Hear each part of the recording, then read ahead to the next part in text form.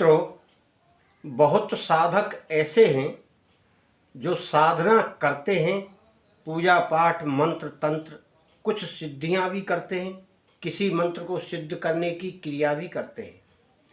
परंतु कुछ लोगों ने गुरु बना रखे हैं और कुछ लोग यहाँ वहाँ से देखकर शुरू कर देते हैं। उनकी निष्ठा आस्था बहुत रहती है और शुरू करते करते वह इस अंत पर पहुँच जाते हैं कि उन्हें कुछ अनुभव भी होने लगते हैं।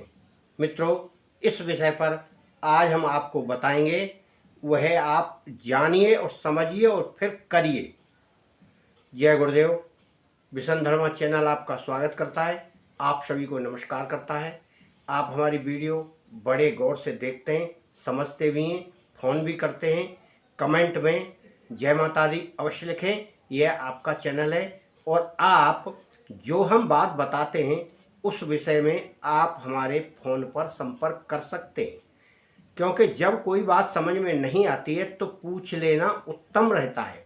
बिना समझे किसी भी कार्य को, क्रिया को, साधना को करने से अच्छा है कि आप उस विषय को भली भांति समझ लें। जब कोई व्यक्ति किसी के द्वारा बताई हुई साधना या अपने स्वयं के द्वारा कहीं से देख लेने पर या किसी के द्वारा इंगित करने पर यानी इशारा करने पर आपको कोई साधना बता दी जाती है और आप उसे आस्था और अपने विश्वास के साथ उसको करना शुरू कर देते हैं और ऐसा समझते हैं कि यह मुझे अब सिद्ध हो जाएगी और तन मन धन से अपना ध्यान लगाकर आप उसे करते रहते हैं और मन भी लगता है, शांति भी मिलती है और आप ऐसे हो जाते हैं जैसे आप पूर्ण रूप से भक्त हो चुके हैं।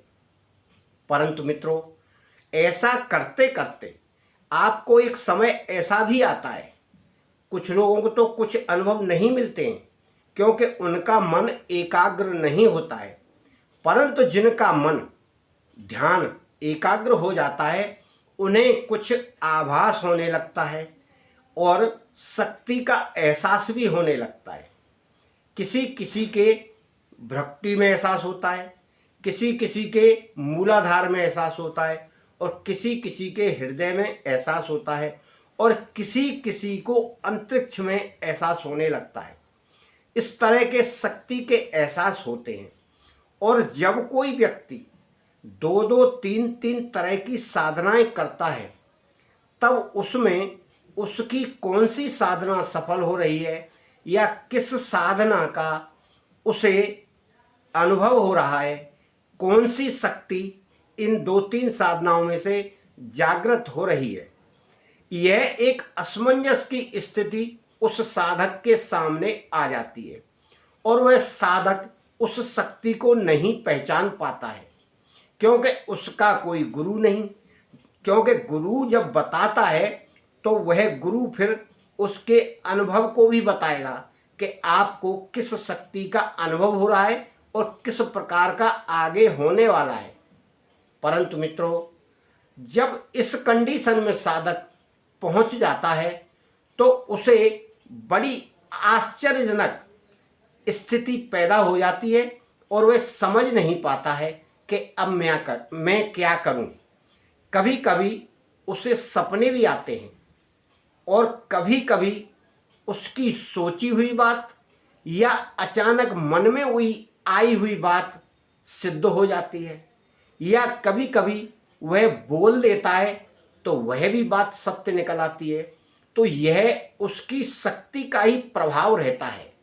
परंतु इतनी शक्ति प्राप्त होने के बाद भी वह साधक यह नहीं समझ पाता कि मुझे हनुमान जी की शक्ति प्राप्त है, दुर्गा जी की शक्ति प्राप्त है, काली माता की शक्ति प्राप्त है या मेरे गुरु मंत्र की शक्ति प्राप्त है। यह वह नहीं समझ पाता क्योंकि उसे इस बात का एहसास नहीं हो पाता है कि यह शक्ति कौन सी है। इसीलिए प्रत्येक साधक को चाहे कम साधना करे, एक साधना पहले करना चाहिए जिससे उसका ध्यान एकाग्र हो और उससे उसे शक्ति प्राप्त हो जाए। उसके बाद उसे दूसरी साधना करना चाहिए। साथ के साथ कई कई साधनाएं करते हैं तो उससे वह शक्तियों को पहचानने में असमर्थ हो जाता है। अब कोई व्यक्ति अगर गुरु मंत्र का जाप कर रहा है तो गुरु मंत्र से गुरु की शक्ति प्राप्त होगी और वह गुरु का स्मरण करेगा तो उसे गुरु शक्ति प्रदान करेंगे।